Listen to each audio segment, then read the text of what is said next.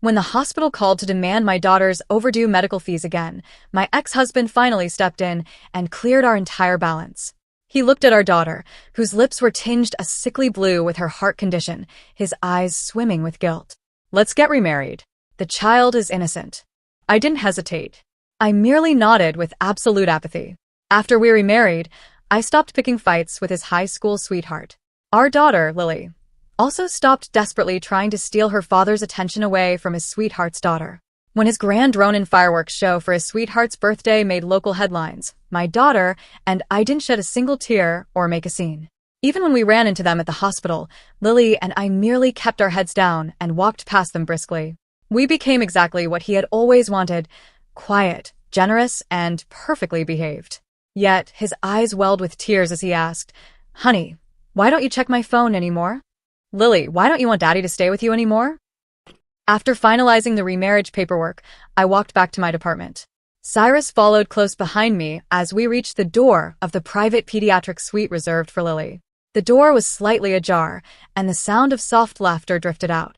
I pushed it open. Evelyn was sitting right by the bedside, peeling an apple for Penny. "Jillian." Evelyn jumped up, looking flustered and helpless. "Please don't misunderstand. Penny was having such bad chest pains earlier, and Cyrus said it was fine to use this room temporarily. We'll move out to the corridor right now. We absolutely won't take Lily's spot." Her eyes welled with tears instantly as she clutched the hem of her cardigan, though her feet didn't move an inch. I offered a polite nod, remaining entirely silent. "Daddy." Penny cheered from the bed, tossing the blanket aside to throw herself into Cyrus's arms. Evelyn quickly held her back, looking terrified of angering me.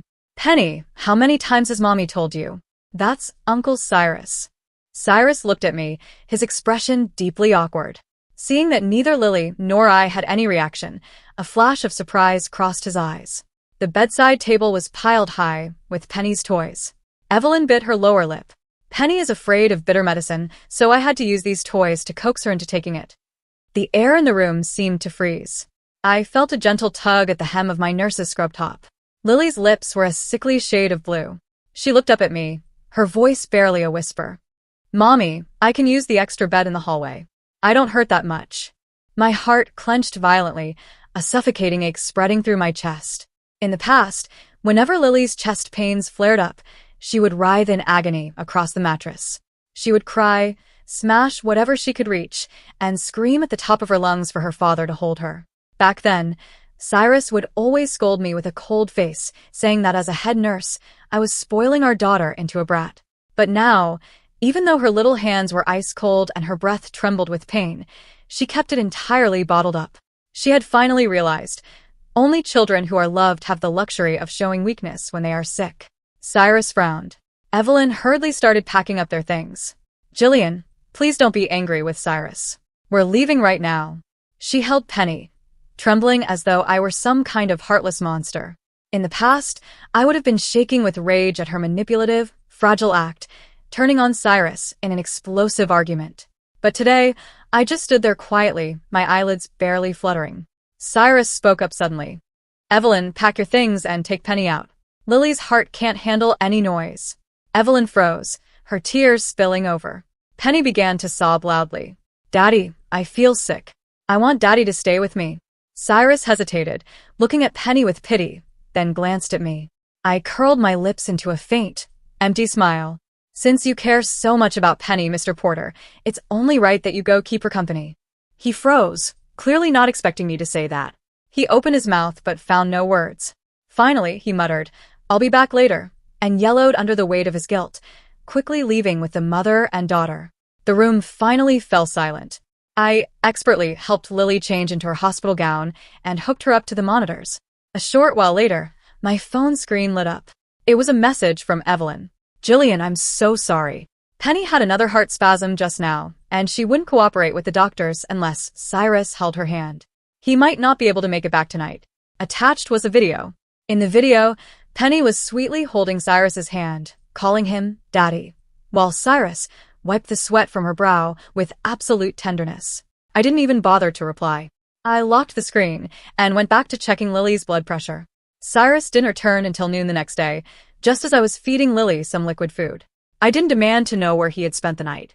Hysterics would only make him think I was being unreasonable, and ultimately, Lily would suffer for it. Once Lily fell asleep, Cyrus handed me a velvet box. Inside was a dazzling pink diamond ring. In the past, I would have wept with gratitude, thinking he had finally recognized my sacrifices. Now, looking at that ring, a wave of profound nausea washed over me. I didn't even reach out for it. I used to love shiny things. But I could never forget the first time Lily was fighting for her life in the pediatric ICU. While I was signing one critical condition notice after another with trembling hands, Cyrus was nowhere to be found. When he finally rushed over, he threw a cold diamond necklace at Lily as an apology. At that exact moment, he had mobilized his company's entire medical network and special clearance to secure rare, imported targeted drugs for Penny, who was only suffering from mild chest tightness. From that moment on, these expensive jewels became nothing but trash stained with my daughter's blood and tears. Seeing me refuse to take it, Cyrus's expression stiffened. "Didn't you always love this brand?" I took a step back, my voice flat. "Thank you, but I'm not used to wearing things like this anymore." His hand remained frozen in the air, his face darkening. That afternoon, when Lily felt a bit better, I took her to the mall. I wanted to pick out a thank you gift for the wife of the hospital board director, who had helped us immensely with fundraising. Just as we stepped into the high-end baby boutique, we ran into Evelyn and her daughter. Cyrus was standing right there, pulling out his black card to pay. The sales associate beamed. "Mr. Porter is such a wonderful father. This limited edition doll looks absolutely beautiful on Princess Penny." Penny held the doll triumphantly, glaring at Lily. Cyrus turned around at the sound of footsteps, his face instantly flushing with panic. "Jillian, I was just passing by." I pretended not to hear, pulling Lily straight toward the gift section on the other side. Once I picked out a gift and headed to the register, Cyrus blocked my way.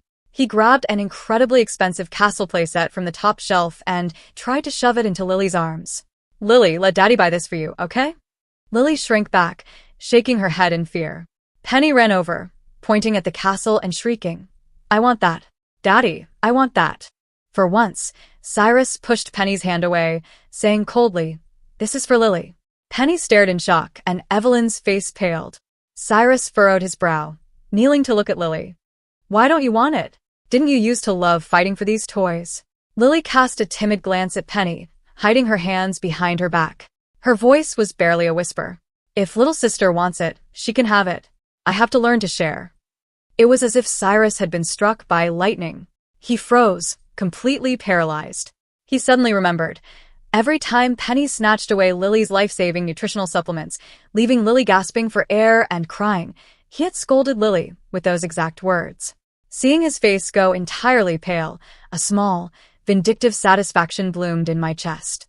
I bypassed him, holding Lily's hand as we walked out of the store without looking back.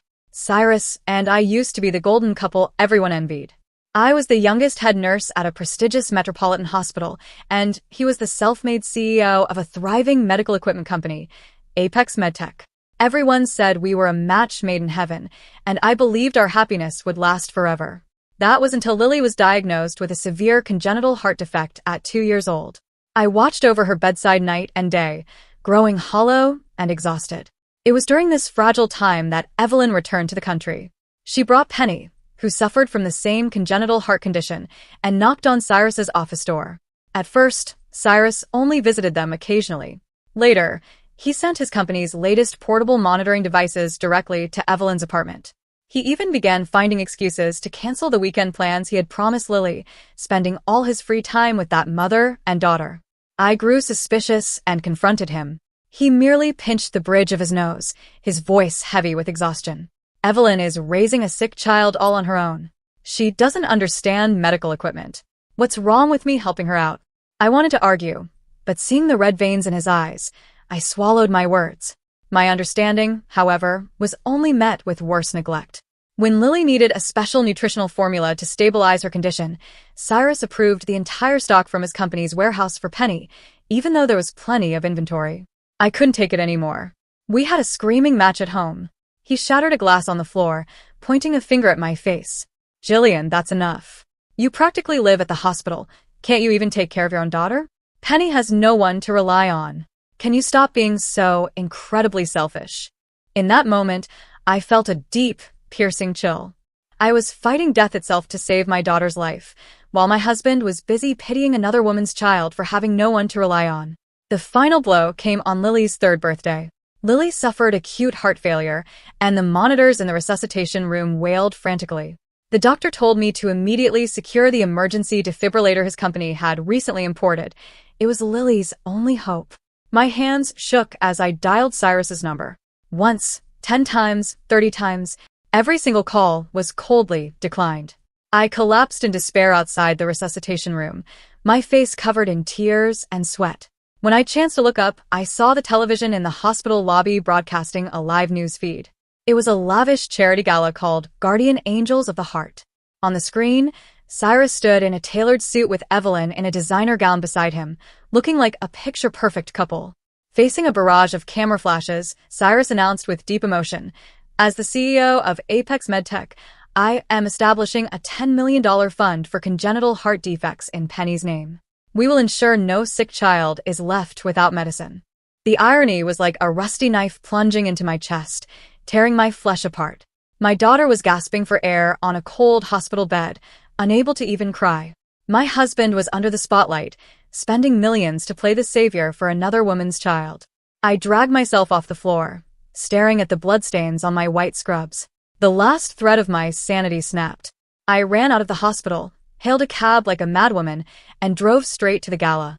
I broke past the security guards, reeking of antiseptic and stained with blood, and charged directly onto the red carpet. The camera flashes went wild. I shoved Evelyn away from Cyrus, pointing a finger at her. "What kind of saints are you pretending to be? Evelyn, you are draining my daughter's blood to feed your bastard child." Evelyn shrieked, gracefully collapsing to the ground, shrinking behind Cyrus in terror. "Jillian, please don't hit me, it's all my fault." The surrounding media immediately erupted into whispers. Cyrus's face turned livid, his pride utterly shattered. "Jillian, have you lost your mind?" He raised his hand and slammed a brutal slap across my face. The sheer force knocked me to the floor. My ears rang, and the metallic taste of blood filled my mouth. I held my burning cheek, looking up at the man I had loved for 7 years in complete disbelief. Cyrus looked down at me, his eyes filled with nothing but disgust. When I was starting my business and had nowhere to turn, Evelyn's parents saved my life. I am repaying a debt of gratitude. As a medical professional, you don't even have a shred of basic empathy. Acting like a common hysteric here, I was truly blind to have married you. That single slap completely killed the last dying ember of hope in my heart. I spat out a mouthful of blood and let out a cold laugh. "Fine, Cyrus. Let's get a divorce." We signed the papers the very next day. But I never expected Cyrus's cruelty to extend to a total annihilation of my life. Shortly after the divorce, my upcoming promotion to assistant director of nursing was secretly blocked and given to someone else. Next, my salary and performance bonuses were slashed to virtually nothing. I knew it was Cyrus using his influence in the medical network to punish me. Just when I was on the verge of being unable to pay for Lily's next month in the ICU, a miracle occurred. The hospital finally matched a perfect donor heart for Lily. I fell to my knees that night, weeping and praying to every deity I could think of. But the cruel reality crushed me. I couldn't afford the exorbitant surgery and transportation fees. While I was desperately begging everyone I knew for loans, Cyrus intervened like an act of God. He threw an immense amount of money and leveraged his connections with the hospital board to bypass all procedures. He took that life-saving heart, the one meant for Lily, and forcibly had it transplanted into Penny instead. Cyrus had absolutely no idea that the child forced to give up the donor heart due to a lack of funds was his own flesh and blood. When I found out and ran to the operating theater like a madwoman, the green light indicating a successful surgery was already glowing. In that moment, I experienced a despair that shattered my entire world. I bit my lip until it bled, my tears running dry, leaving nothing but an agonizing, visceral hatred. The memory faded. I sat quietly by the bedside, touching Lily's pale, cold face. If I didn't remarry him, Lily wouldn't survive until the next donor match. I swallowed my tears and blood, put on a mask of compliance, and dialed Cyrus's number to ask him to take us back. Now, I felt absolutely nothing for this man. Whether he slept with Evelyn or bought penny mountains of gold was none of my concern. As long as he transferred the funds into Lily's medical account every month, he could rot in hell for all I cared. I would treat him like a dead man. The change in our household was absolute, a silent execution of the woman I used to be. When Cyrus began staying at our newly remarried home more frequently, expecting the old explosive arguments or desperate plea for attention, he was met with a pristine, suffocating peace. I ironed his suits, prepared his meals, and kept the apartment flawlessly clean. But I never asked where he had been, whose scent was on his collar, or why his black card statement showed thousands spent at luxury jewelry boutiques. One evening, he came home late, smelling heavily of Evelyn's signature jasmine perfume. He lingered by the kitchen island, watching me wash Lily's specialized medicine cups. "Jillian," he started, his voice thick with a strange, defensive tension. "Evelyn's apartment had a plumbing emergency. I had to go over and handle the landlord for her." Penny was terrified. I didn't turn around. I simply rinsed the glass under the streaming water. "Understood. Is the plumbing fixed now? If not, you should probably stay there tomorrow to ensure the technicians do their job correctly." Cyrus choked on his next words. He walked up behind me, reaching out to grasp my shoulder. "Are you mock-playing the saint now? If you're angry, just scream at me. Don't act like this." I gently stepped out of his reach, drying my hands on a dish towel with a polite, vacant smile. "Why would I be angry, Cyrus? You are a man of gratitude, repaying your life debts. I am just making sure your home is quiet so you can rest." His hand hovered in the empty air, his expression fracturing into a mix of confusion and intense agitation. He pulled out his phone, placing it face up on the counter. "Look. Go ahead. Check my messages. Evelyn sent me progress reports on Penny's recovery. I have nothing to hide from you." I didn't even glance at the screen. "Your phone is your private business, Mr. Porter. I have no interest in it." He flinched at the formal title, his face darkening. The next morning, Lily sat at the dining table, her little fingers carefully holding a spoon as she ate her bland, low-sodium porridge. Cyrus walked in, trying to break the heavy silence by handing her a beautifully wrapped box. It was a limited-edition musical snow globe, the exact one Lily had cried for on her 4th birthday, which Cyrus had given to Penny instead. "Look what Daddy got for you, Lily," Cyrus said, his voice pleading as he knelt by her chair. "Wind it up. It plays your favorite song." Lily looked at the box, her blue-tinged lips trembling slightly. She didn't reach out. Instead, she carefully placed her spoon down, folded her hands in her lap, and looked at him with an eerie, polite submission. "Thank you, Director Porter," she whispered softly. "But Penny told me last year that shiny things belong to princesses, and sick girls shouldn't break them. Please give it to Penny. I don't want to make her cry again." Cyrus froze on the floor, the colorful wrapping paper crinkling under his tightening grip. "Lily, Daddy is giving this to you. You don't have to worry about Penny. And why are you calling me Director Porter?" "Because Mommy said we must respect the provider who pays for our hospital stay," Lily replied mechanically, her eyes completely devoid of the childhood spark she used to possess. "I will be good. I won't ask for toys anymore. Please don't stop paying for my medicine." Every word was a slow, agonizing twist of a knife into Cyrus's pride. He looked at me, his eyes wide and bloodshot with a sudden, rising panic. "Jillian, what have you been teaching her? Why is she talking to me like I'm a stranger?" "I taught her the truth, Cyrus," I said calmly, pouring myself a cup of black coffee. "I taught her how to survive in your world." 2 weeks later, the hospital board director's wife hosted a high society charity luncheon for medical advancements. Because Apex MedTech was the primary sponsor, Cyrus insisted that I attend with him as his wife. He bought me an incredibly expensive emerald silk gown, desperately trying to paint the picture of a restored, happy marriage to the public. When we arrived, the ballroom was filled with affluent doctors, hospital executives, and investors. Cyrus kept his hand firmly wrapped around my waist, as if trying to force warmth into a corpse. "Smile a bit, Jillian," he whispered urgently near my ear. "The board members are watching. Let them see we're doing well." I obliged, curving my lips into a flawless, hollow smile that didn't reach my eyes. The illusion shattered 20 minutes later when the heavy double doors of the ballroom opened. Evelyn walked in, wearing a delicate, pale pink chiffon dress, holding Penny's hand. Penny was wearing a matching pink dress, looking vibrant, healthy, and full of life, a stark contrast to my fading daughter, who is currently confined to a sterile isolation room. The crowd immediately began to whisper. "Isn't that the woman from the charity gala scandal? Look at the child. She looks completely recovered. I heard Cyrus Porter personally flew in a specialist from Germany for her. Evelyn spotted Cyrus, and instantly her eyes filled with tears. She rushed over, ignoring me entirely, and grabbed Cyrus's arm. Cyrus, I'm so sorry to crash this event. Penny had a sudden panic attack at home. She kept crying that her chest felt tight, and she kept begging to see her daddy. The doctors said stress could cause a rejection of her new heart. I didn't know what else to do. Penny threw her arms around Cyrus's leg, sobbing loudly. Daddy, don't leave me with the bad doctors. My heart hurts. The surrounding guests gasped, their eyes darting between me, Cyrus, and Evelyn. Cyrus's face drained of color. He looked at me, terror flashing in his eyes, expecting me to snap, to scream, to tear Evelyn's hair out just like I did on the red carpet.